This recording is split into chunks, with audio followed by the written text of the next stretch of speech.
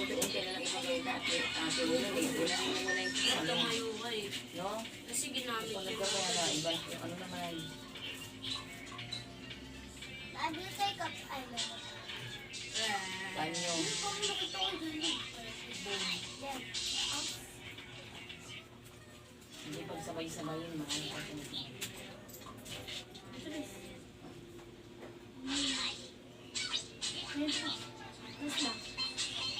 Tapos mag-arawan na lang siya.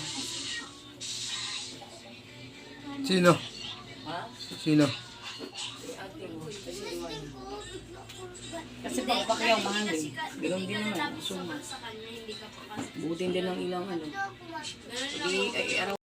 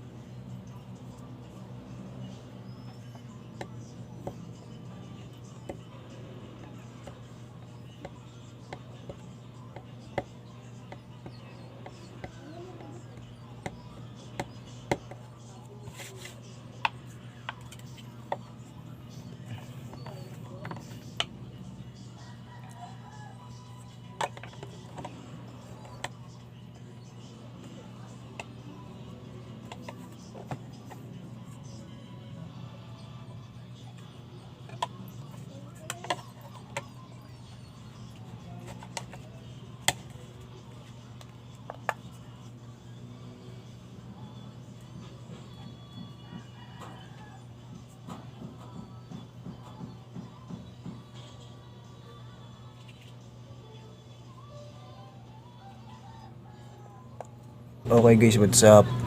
No? So alam mo guys, alam mo ang isang tao bakit kadalasan sumusulyap sa'yo? Bakit kadalasan tumitingin siya sa'yo ng nakaibang tingin? Yung tipong tingin na malagkit.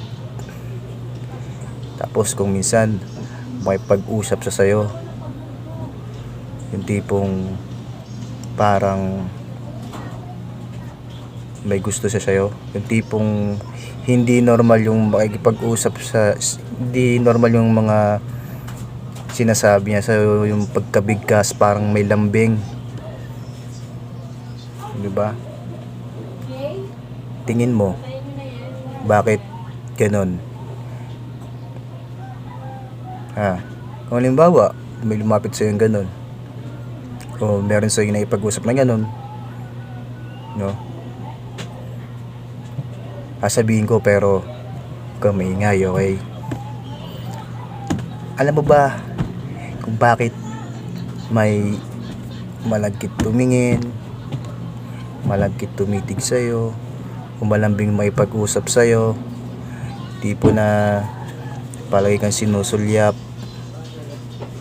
kahit dyan ka pumunta, no? Kung lalaki ka, kung babae yung sumusulyap sa'yo, kung babae ka man tapos lalaki naman yung sumusulyap sa'yo, no? Alam ba kung anong ibig sabihin nun? Unang-una, isa sa mga ibig sabihin yung tipong gusto kanyang mapasa kanya. Yan. Gusto kanyang mapasa kanya. Ibig sabihin, gusto kanyang angkinin, no? Gusto kanyang angkinin, o kaya gusto kanyang makausap sa isang lugar na kayong dalawa lang. Sana all, sana laging ganon, sana laging may ganon, no? Tipong gusto kanyang makausap na kayong dalawa lang, yung pakipot pa, no? Yung paligoy-ligoy pa siya, pero deep inside, gusto ka lang niyang makausap sa personal lang, kayong dalawa lang, no? Tumititig siya sa'yo kasi naiisip niya na kung magiging kayo, no, kung gaano kainit ang inyong pag-iibigan kapag naging kayo, di ba?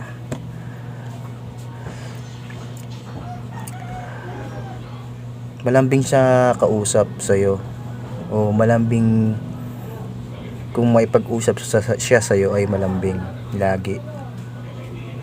Tapos medyo kinikilig-kilig pa, no? Ano ba ang ibig sabihin nun? Ibig sabihin nun, gusto niyang kausapin mo rin siya, nang nilalambing mo rin siya.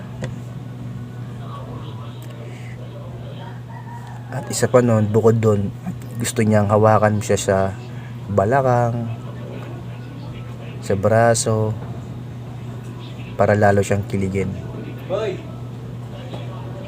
Diba? Kaya kapag may naka-encounter ka na ganong person, no, sa personal, no, tapos palaging nangyayari ganon, yung sa parang naging close kayo, no, alam na ibig sabihin nun, guys. Ligawan mo siya. Ang gusto nun, palagi siyang niyayap. Gusto nun, yapusin mo siya. At ikaw lang ang gustong yumapos sa kanya. Siyempre, hindi niya ipapahalata yun. Magpapaligoy-ligoy yun. Sabihin niya, baka magalit yung shota mo, baka may shota ka na. Hindi, pero deep inside, gusto niyang yapusin mo siya nang walang anumang kapalit. So alam mo na, kapag may naka-encounter ka na ganun na tao, sigurado kausapin mo na agad, no? Pa nagpaligoy-ligoy siya, diretsoy mo na agad. Ano? Doon din naman hahantong yun eh, sa yapusan. 'Di ba? Kaya wala nang paligoy-ligoy pa, 'di ba? Yapusin mo na agad. Siguro type na type ka nun. Maniwala ka sa akin.